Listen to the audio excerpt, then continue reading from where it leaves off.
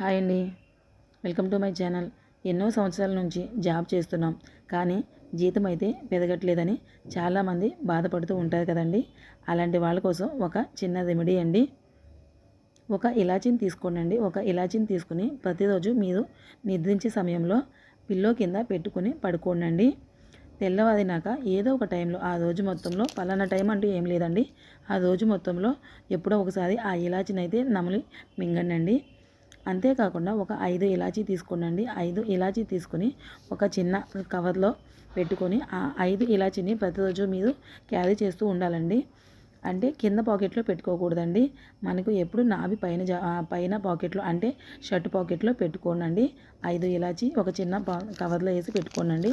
ఇలా డైలీ చేస్తూ ఉంటే మీరు ఊహించిన విధంగా జీతం అయితే పెరుగుతుందండి.